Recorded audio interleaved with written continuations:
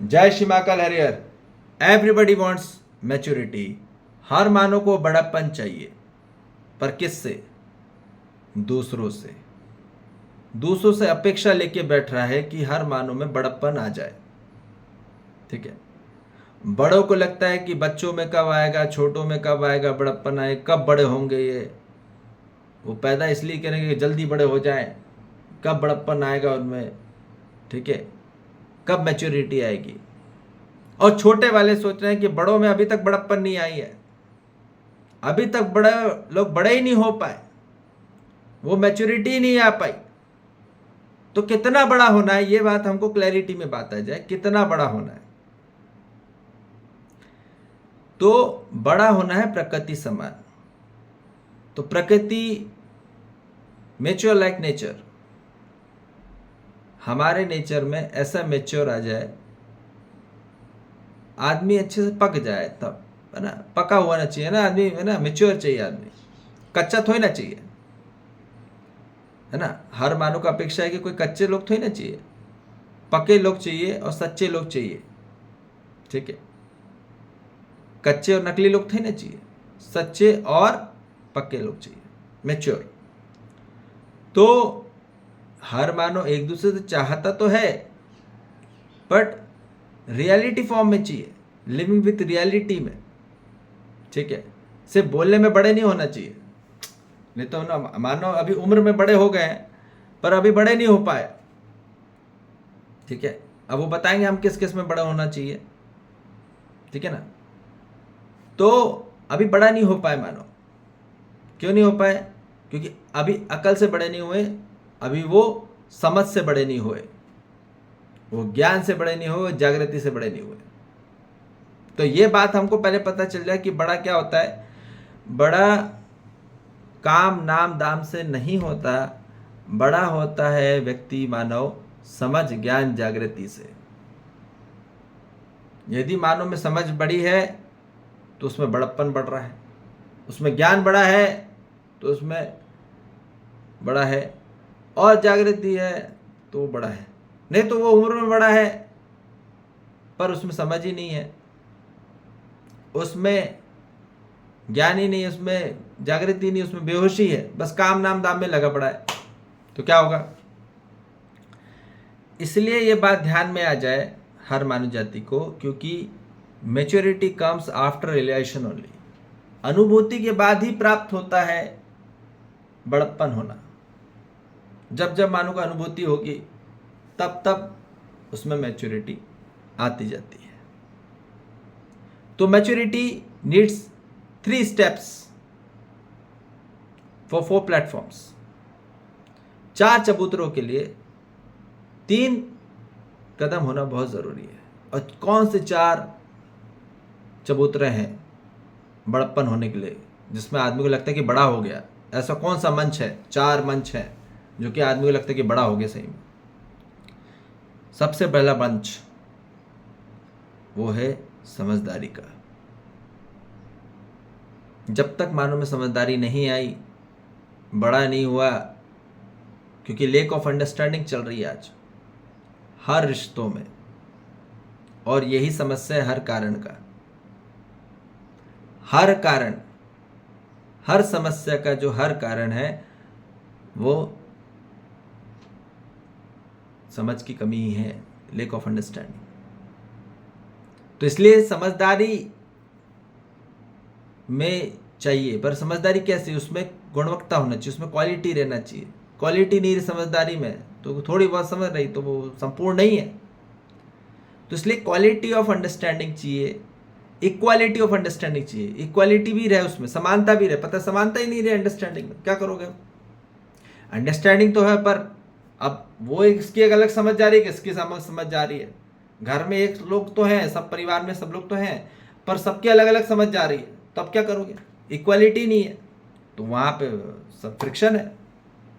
ठीक है, वहां तालमेल नहीं होगा। There is no balancing, there is no stability at all, and there is no stability so there is no peace. तो ये हमको क्लैरिटी में बात समझ में आ जाए।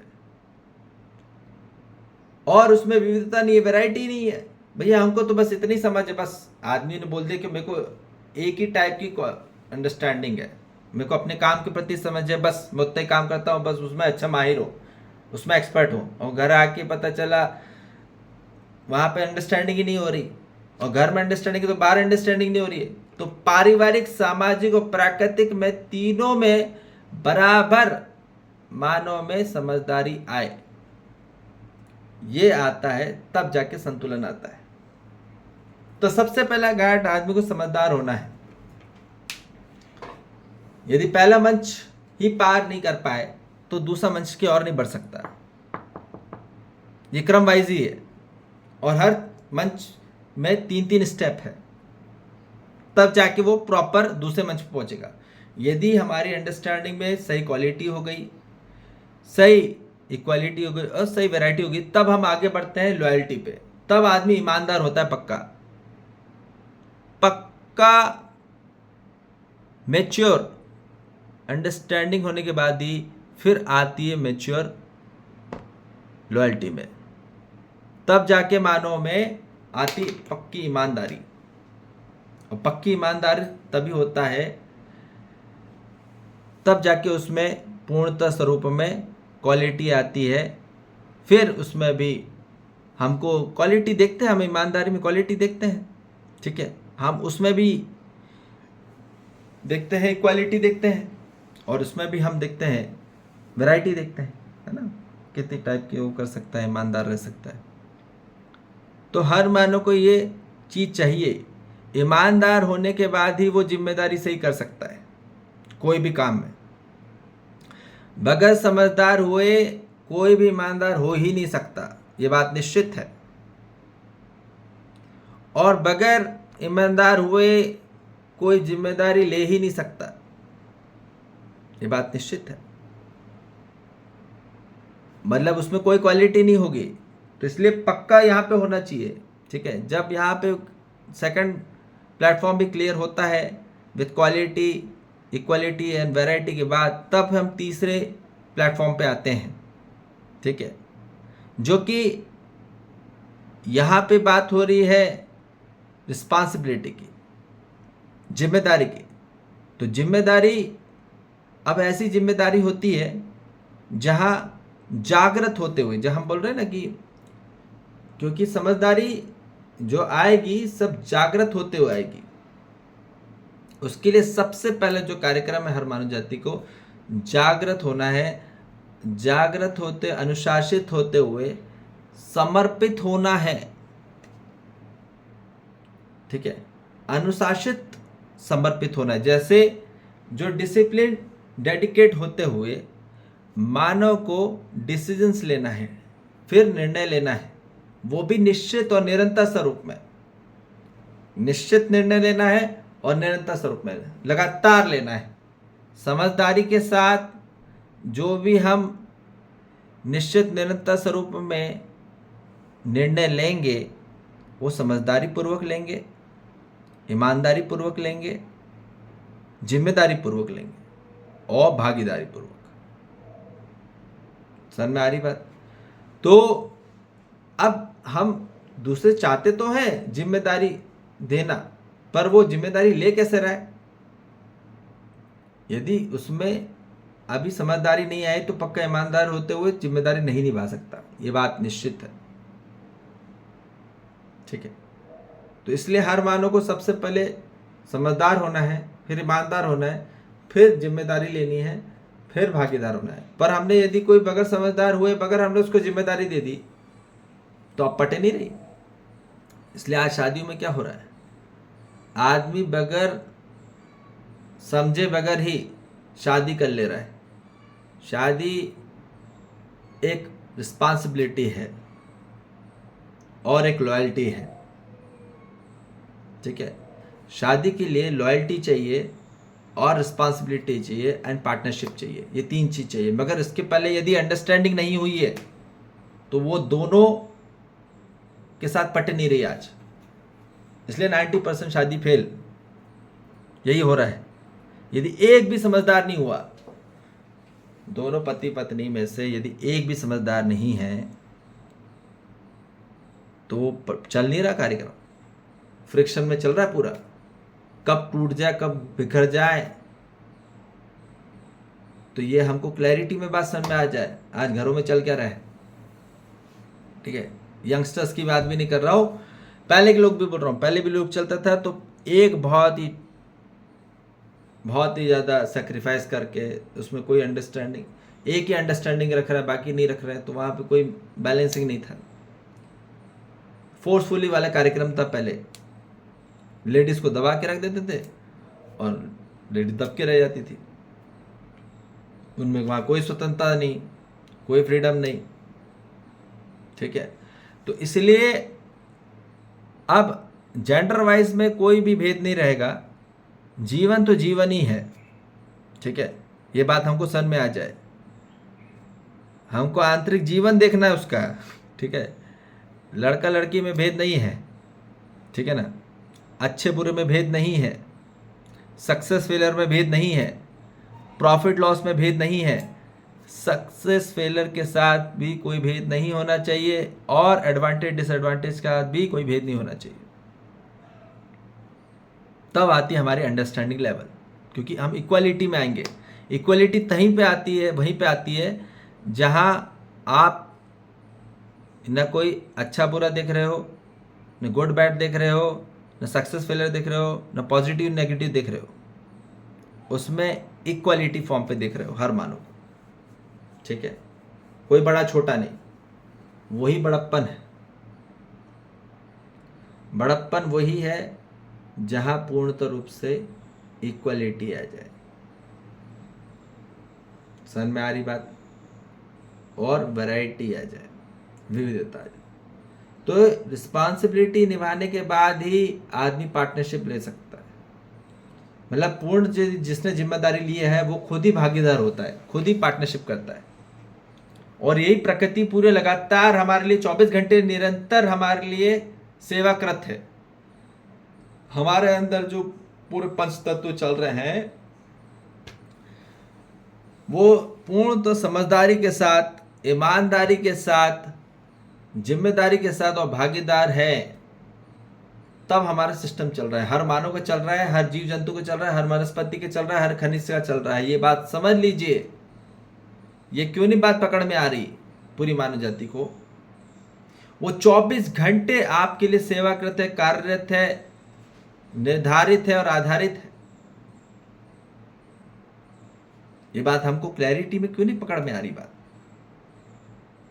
ये है सच्चा संबंध जो आपके लिए 24 घंटे कार्यरत है, पर हमको भी वैसा होना है। यह बात हमको समझ जाती है। मैच्योर लाइक नेचर, हमको उसके समान होना है,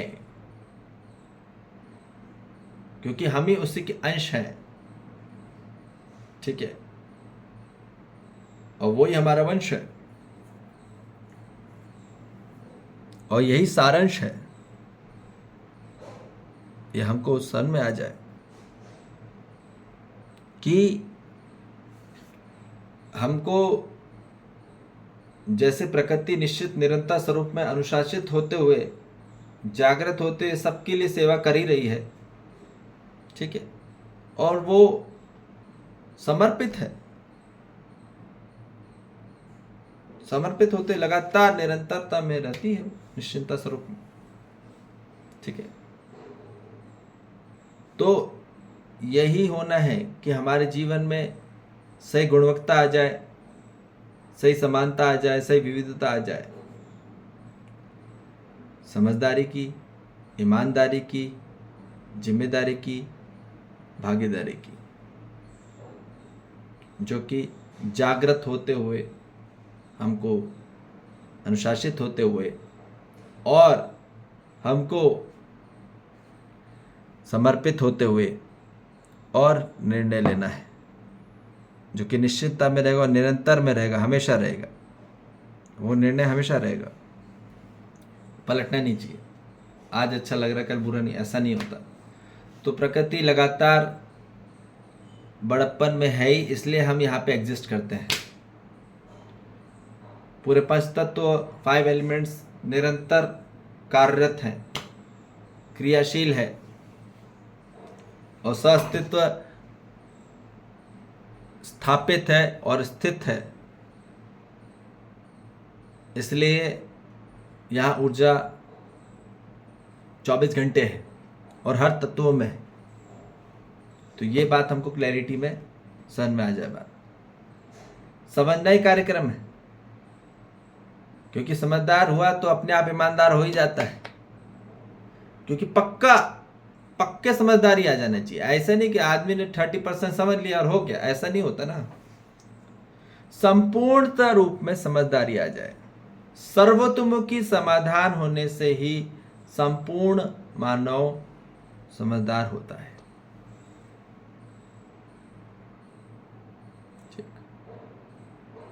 जब संपूर्ण समाधानित हो जाता है और संपूर्ण समझदार भी हो जाता है मानो, और यही चाहिए। ठीक है, हर समस्या का कारण सिर्फ समझ की कमी है, तो इसलिए पहले समझदारी ही होना है बस। तो बड़ा उसी को कहते हैं जो समझ में बड़ा हो, ठीक है, जो ईमानदारी में बड़ा हो, ठीक है, जो जिम्मेदारी में बड़ा हो और जो भागीदारी में बड़ा हो, वही बड़ा होता है। ठीक है ना जी, और यही होना है हर मानव को। तो उम्र से बड़ा नहीं होता। ठीक है, ये बात क्लैरिटी में बात समझ में आ जाए, वो समझ से बड़ा होता है। ठीक है ना। ठीक है जी, जय श्री महाकाल, हरि हर।